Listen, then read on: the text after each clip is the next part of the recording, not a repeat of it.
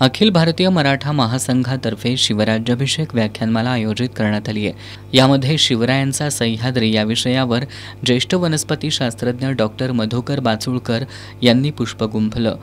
जो कणखरपणा सह्याद्रीमध्ये आहे तो हिमालयामध्ये नाही। जगाच्या पाठीवर सह्याद्रीच्या गड किल्ल्यांवर अत्यंत वैशिष्ट्यपूर्ण अशा वनस्पती केवळ गडावर पाहायला मिळतात। शिवरायांच्या काळातील सह्याद्री आणि त्यावेळची वनसंपदा याचा विचार केला तर आपणच निसर्गावर अत्याचार केल्याचं दिसून येतं। निसर्गाचा समतोल ढासळल्यानं आज उष्णतेची जी लाट तयार होऊ लागली आहे त्याचे परिणाम आज आपण भोगत आहोत। वेळीच या गोष्टी दुरुस्त केल्या नाहीत तर निसर्ग आपणाला माफ करणार नाही, असं डॉक्टर बाचुळकर यांनी सांगितलं। ज्या सह्याद्रीनं स्वराज्याचं रक्षण केलं त्याच सह्याद्रीला आज संरक्षणाची गरज भासू लागली आहे, ही खेदाची गोष्ट आहे। पश्चिम घाट हा डोंगर दऱ्यांनी व्यापलाय, परंतु याच डोंगर दऱ्यांवर डोंगर पोखरून ऊस शेती होऊ लागली आहे।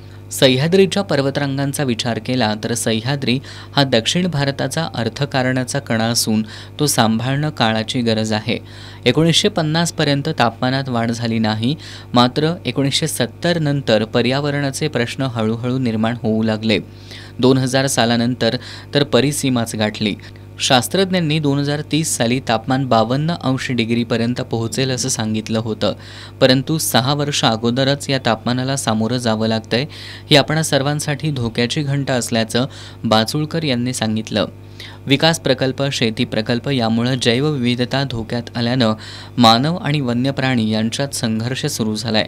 पश्चिम घाटात सह्याद्रीच्या पर्वतरांगांमध्ये 70 वर्षांपूर्वी 68% इतकं जंगल होतं। आता याच सह्याद्रीच्या पर्वतरांगांमध्ये अवघे 37% इतकं जंगल शिल्लक राहिलंय। ही प्रगती आहे की अधोगती हेच यातून दिसून येतंय। पश्चिम घाटातील जैवविविधता टिकवण्यासाठी पश्चिम घाट बचाव समिती आपण स्थापन केली, पण या समितीच्या माध्यमातून 888 हेक्टरवरील जंगल आपण वाचवल्याचं त्यांनी सांगितलं। आता तर कोल्हापूर जिल्ह्यातील राधानगरी अभयारण्यात सरकार इको टुरिझम करू पाहतंय। सह्याद्रीच्या पर्वतरांगांचं रक्षण करायचं झालं तर या इको टुरिझमला शिवभक्तांनी आणि पर्यावरणप्रेमींनी कडाडून विरोध करावा, असं आवाहन डॉक्टर बाचुळकर यांनी केलं।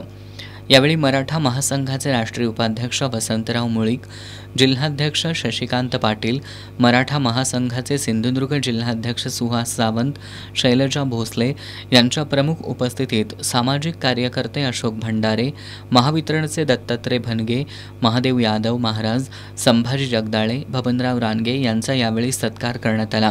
याप्रसंगी प्राध्यापक किसनराव कुराडे, अमरसिंह पाटील यांच्यासह विविध सामाजिक संस्थांचे पदाधिकारी आणि शिवप्रेमी उपस्थित होते।